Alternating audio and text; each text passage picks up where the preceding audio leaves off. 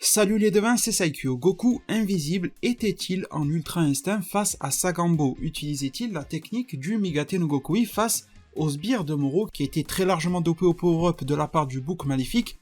Eh bien c'est une question qui est née directement à la suite de ma vidéo Dragon Ball Super chapitre 58 review, ma vidéo d'il y a 2-3 jours environ, je vous mets le lien en description, et d'ailleurs je profite de l'occasion pour vous remercier énormément.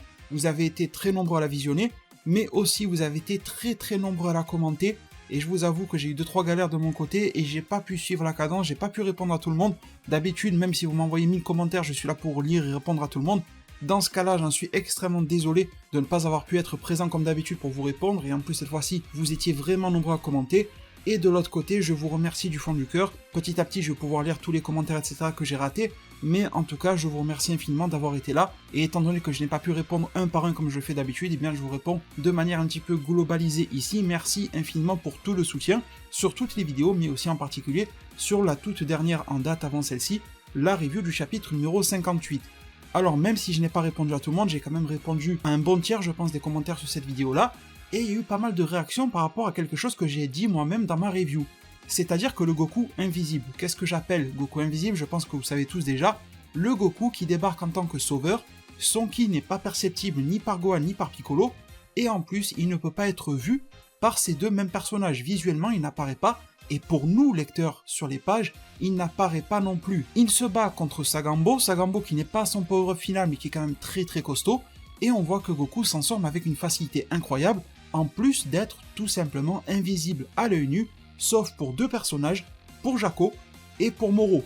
Alors moi à partir de là, et d'après ce que j'ai lu dans le chapitre, eh bien je me suis dit tout simplement que Goku utilisait ses acquis de l'entraînement en Ultra Instinct, mais qu'il n'était toujours pas en Ultra Instinct, donc en gros, nous aurions un Goku forme de base, d'ailleurs il apparaît face à Moro, la première apparition qu'il fait dans le champ de bataille là où se trouve Sagambo, Goku est en forme de base.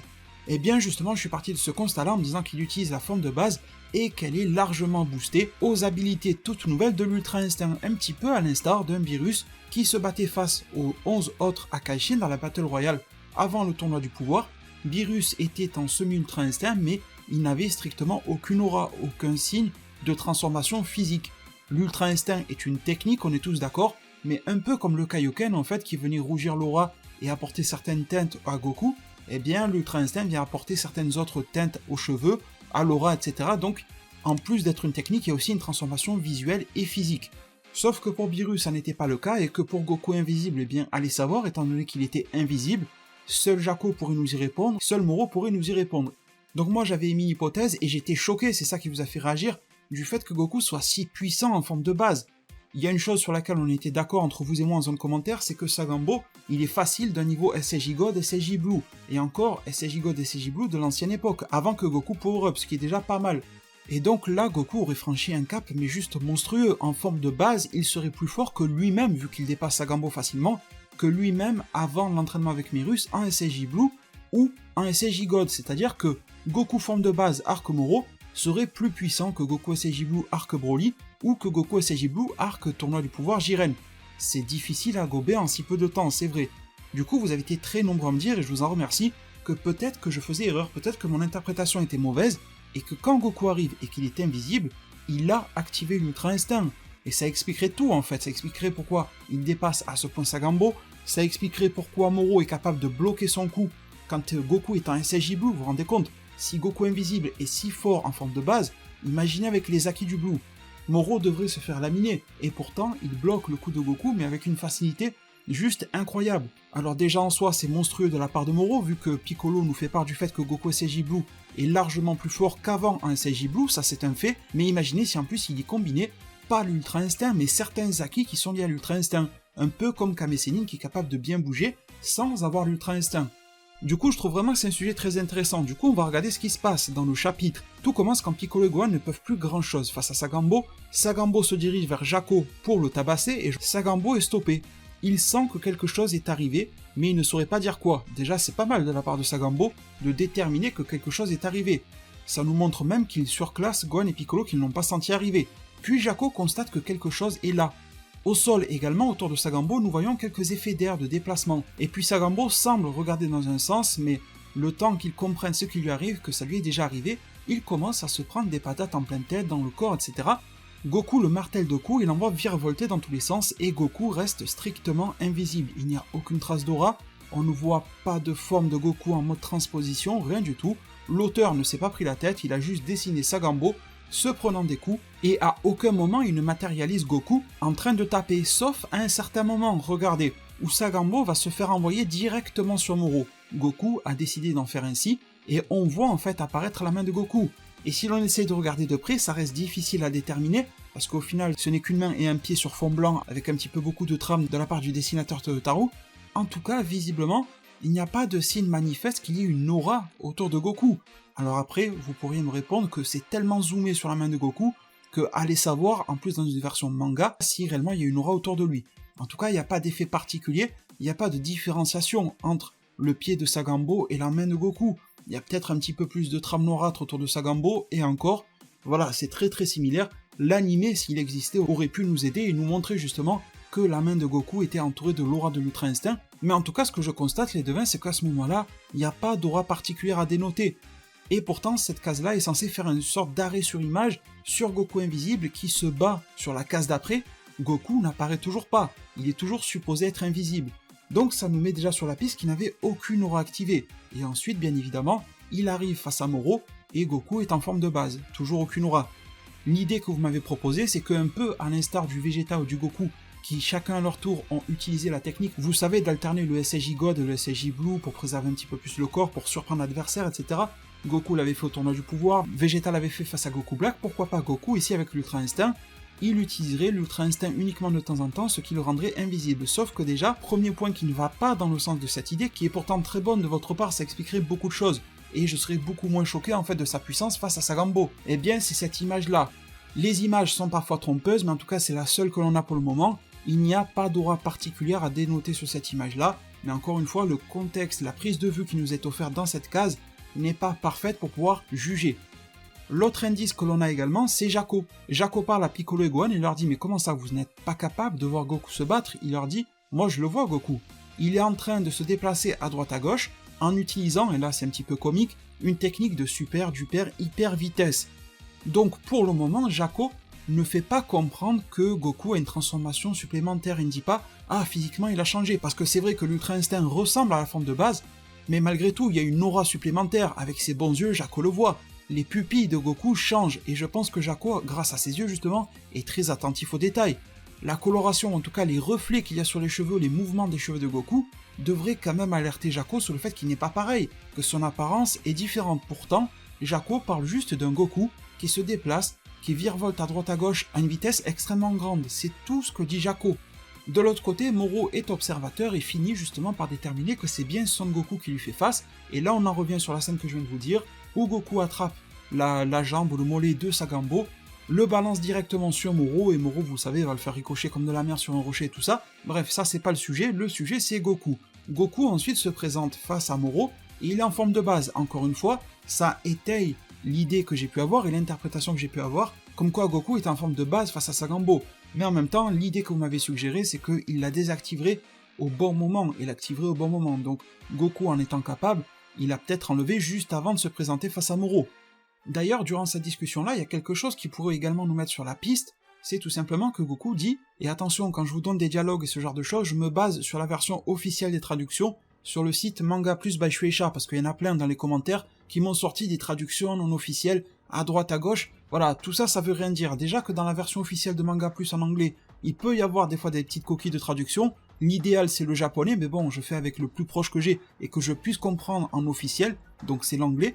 Mais s'il vous plaît, en zone commentaire, ne faites pas l'erreur de venir me dire « Oui, je l'ai lu en français sur tel site, et j'ai lu là-bas, en je sais pas quelle langue sur tel site ». Si vous ne l'avez pas lu en version japonaise originale, ou en version espagnole ou anglaise sur Manga Plus by Shueisha, la version officielle, il n'y a plus discussion, d'accord? J'ai un très grand respect pour les teams de Fantrad, parce qu'elles nous apportent du contenu qui nous arrive pas forcément toujours en français, respect énorme à eux, mais de l'autre côté, ça n'est pas toujours un bon sujet de discussion pour se baser, parce que la traduction n'est pas toujours la plus efficace, et en plus on sait que les teams de Fantrad se tirent la bourre à qui sortir le chapitre le plus tôt, et souvent ça peut aussi inclure des coquilles chez eux. C'est d'ailleurs pour ça que les teams de Fantrad sortent souvent une V1, une V2, voire même des fois une V3, parce qu'ils améliorent petit à petit la traduction. Donc je me base et on se basera dans la zone commentaire uniquement sur la version officielle. Si je vois que quelqu'un malheureusement me dit ouais j'ai lu en français ça raconte ça, bah j'irai pas répondre parce que voilà j'aurais fait le disclaimer dans cette vidéo là et ça ne mène à rien de discuter sur de la fantrad avec tout le respect que j'ai pour la fantrad. Alors du coup en parlant de traduction, ce que la traduction officielle nous dit, c'est que Goku en forme de base et qui vient de se battre contre Sagambo qui a attrapé la main, on voyait pas d'aura etc. Le Goku invisible dit « J'espérais foncer droit devant et te battre Moro, mais je suppose que ça ne sera pas aussi simple. » Et Goku dit ça avec un espèce de sourire sur son visage. Alors j'ai envie de me dire, si Goku était en ultra instinct face à Sagambo et qu'il n'a pas réussi à prendre de vitesse Moro, à lui foncer dessus et à le battre, et que Goku trouve ça très rigolo, alors que c'est censé être sa carte maîtresse, je veux dire, normalement le combat serait plié du côté de Moro. Là, l'impression, et là on est encore que dans l'interprétation, c'est que Goku a voulu tenter d'utiliser ses nouveaux acquis en forme de base, que ça a largement marché sur Sagambo, mais que sur Moro, il a totalement estimé que ça ne pourrait pas marcher, même en utilisant Sagambo comme diversion. Goku a compris que les capacités de Moro ont tellement évolué qu'il ne peut pas lui faire face en forme de base. Là, ça m'a l'air d'être une évidence. Et deuxième chose également que j'aimerais dire, c'est pourquoi, si Goku, comme votre bonne idée le conseillait, était en Ultra Instinct quand il était invisible, pourquoi n'a-t-il pas conservé l'Ultra Instinct face à Moro? Au final, Moro l'a vu se battre en invisible, donc il n'a plus rien à cacher. À quoi ça sert alors de désactiver l'Ultra Instinct pour le remettre? Et j'ai même envie de vous dire que si Goku désactive l'Ultra Instinct et le remet, c'est un gros aveu de l'imperfection de la maîtrise de sa technique. Ça voudrait dire que Goku donne le message à Moro, regarde, j'ai une super technique qui peut te fracasser, mais je la désactive parce qu'au bout de 2 minutes, 5 minutes, je ne sais pas 30 secondes, ça surchauffe et je ne peux plus l'utiliser. En fait, je comprends pourquoi Moro dans le chapitre aurait le sourire total sur le visage, parce qu'il aurait compris que la technique de Goku, même si elle peut être un petit peu inquiétante, elle ne dure pas longtemps, et Goku lui en donne l'aveu direct. Franchement, Goku manquerait de finesse si c'était le cas. Autant utiliser le SSJ Blue directement face à Sagambo, je suis sûr que Goku avait estimé qu'un SSJ Blue il serait suffisant face à Sagambo, plutôt que d'utiliser l'Ultra Instinct partiellement, de se faire cramer qu'il ne peut pas l'utiliser tout le temps, pour revenir en forme de base et faire quoi? Enfin, ça n'a plus réellement de sens. Il me semble bien, et vous me direz en zone commentaire ce que vous en pensez, c'est un vrai débat cette vidéo, donc voilà, pas besoin de se prendre la tête au fait, hein, c'est pas l'Ultra Instinct à nos pères, donc on va rester tranquille, c'est juste, on est juste en train de parler d'un manga, etc., juste de Dragon Ball, y a pas de problème, tout le monde a le droit de ne pas être d'accord avec tout le monde a le droit d'être d'accord avec tout le monde, y a pas de souci, juste vraiment de la discussion, et dans cette discussion-là, eh bien les dialogues qu'il y a entre Goku et Moro, en tout cas de Goku vers Moro, me font comprendre que Goku, encore une fois, n'était pas en Ultra Instinct face à Sagambo. Mais alors comment pouvait-il être si puissant, et comment pouvait-il en plus être invisible avec un ki non perceptible? Gohan a sorti l'hypothèse que Goku se déplaçait tellement vite qu'il ne pouvait pas le ressentir. Personnellement, je suis pas fan de l'idée. Je vais vous donner mon idée en fin de vidéo, bien sûr, parce que le fait que Goku soit si rapide qu'on ne le sente pas, j'y crois pas trop, parce qu'au final, vous avez vu que Goku se déplaçait très vite et était invisible, mais sur une zone de 2-3 mètres en fait. Et j'ai envie de dire que Goku soit 2 mètres à gauche ou 2 mètres à droite, il aurait dû quand même émaner du ki depuis cette zone-là en général, et Gohan et Piccolo auraient pu le sentir en fait, ça change pas grand-chose. Donc le fait qu'il change de lieu et tout ça, je pense pas que ça soit si important. Et je pense pas en fait que Gohan ait raison tout simplement. Donc ensuite, ce qui se passe, c'est que Sagambo se relève, vous l'avez vu, on va pas refaire toute l'histoire, il prend plein de power-up, etc. Et justement, là, il a encore repris des power-up, et c'est Goku qui va s'ériger en protecteur de Gohan et Piccolo, car il sait qu'ils ne suffiront pas. Je pense que Goku aurait bien aimé foncer sur Moro et laisser Sagambo à Gohan et Piccolo, mais déjà qu'avant power-up, il n'était pas de taille du tout, alors imaginez maintenant. Goku va se taper face à Sagambo, et il se transforme en SSJ Blue. Donc là aussi, incompréhension, pourquoi est-ce que Goku aurait foncé en Ultra Instinct face à Sagambo, s'il avait jugé que c'était nécessaire contre lui, pour au final ensuite activer le SSJ Blue inférieur à l'Ultra Instinct face à un Sagambo qui lui est devenu beaucoup plus fort car il vient de recevoir 1 ou 2 nouveaux power-up de la part de Moro. Ça serait un petit peu une erreur de jugement, même une double erreur de jugement de la part de Goku, parce qu'il aurait attaqué Sagambo de base avec l'Ultra Instinct alors que Sagambo ne le méritait pas vu comme il l'a fouetté dans tous les sens, et en deuxième temps, il aurait peut-être sous-estimé étant donné que Goku met le Blue face à un personnage qui vient d'augmenter. Donc voilà, 2 erreurs de jugement. Autre chose également, juste avant que Goku ne passe en Blue, il y a Moro qui dit « Vas-y, montre-moi l'ampleur, l'étendue de ton pouvoir ». Donc cette phrase me met également sur la piste que Goku n'était pas à fond face à Sagambo. Pourquoi est-ce que Moro demanderait à voir l'étendue du pouvoir de Goku alors qu'il vient tout juste de l'avoir, si je m'en fie à la bonne idée que vous m'aviez donnée? Là, encore une fois, malheureusement, je dis malheureusement parce que j'aimerais bien que votre idée soit vraie, ça expliquerait beaucoup d'autres choses. Mais malheureusement, quand je m'en fie au manga, et aux paroles, aux dialogues, etc., Moro veut voir l'étendue du pouvoir de Goku. Et là, ça ne correspond pas non plus. S'il venait de l'avoir, pourquoi demanderait-il à l'avoir? Ensuite, on a une phrase un petit peu bizarre. Moro dit « Comment ça se fait, ses cheveux sont bleus, encore des cheveux bleus ?» Et ça, par contre, c'est un élément intéressant. C'est-à-dire que Moro est étonné de voir Goku utiliser les cheveux bleus. Ça veut dire que lorsqu'il venait de se battre contre Moro en invisible, ses cheveux n'étaient pas bleus. Déjà, ça, on peut en faire le constat.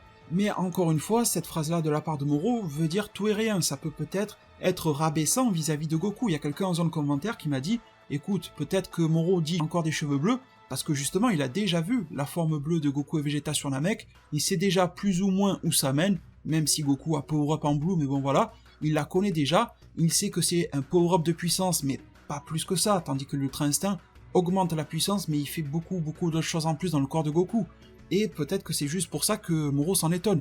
Parce que Goku lui dit oui, il y a un avant, un après aujourd'hui, il y a un nouveau Son Goku, un ancien Goku, etc.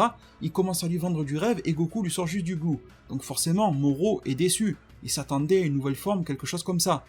Et là ensuite, il y a quelque chose de bizarre, c'est que lorsque Goku se bat en blue, et bien là il est plus invisible, il est visible. Alors est-ce que c'est un effet de style de la part de l'auteur qui là veut quand même nous montrer comment Goku se bat lorsqu'il est invisible, mais il n'y a personne, il n'y a aucun point de vue extérieur, Gohan, Piccolo, etc.